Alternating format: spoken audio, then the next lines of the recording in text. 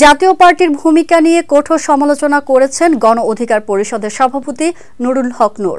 সম্প্রতি একটি টক শোতে এমন মন্তব্য করেন তিনি। নূর বলেন, ক্ষমতালোভী ফ্যাসিস্ট সরকারের যারা সহযোগী ছিল 14 দল কিংবা জাতীয় পার্টি, তারা কোনোভাবেই এই দায় এড়াতে পারেন না। বাংলাদেশের এই সংকটময় পরিস্থিতির অন্যতম একটি দায়ী দল হচ্ছে জাতীয় পার্টি।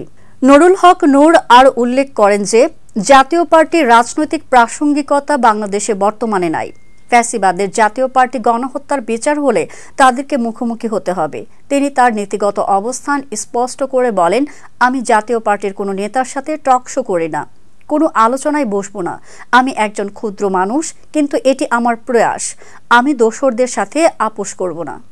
বর্তমান গণ অধিকার পরিষদের সভাপতি নুরুল হক নূর 2018 সালে কোটা সংস্কার আন্দোলনের সময় বাংলাদেশ সাধারণ ছাত্র অধিকার সংরক্ষণ পরিষদের অন্যতম যুগ্ম আহ্বায়ক হিসেবে পরিচিত লাভ করেন।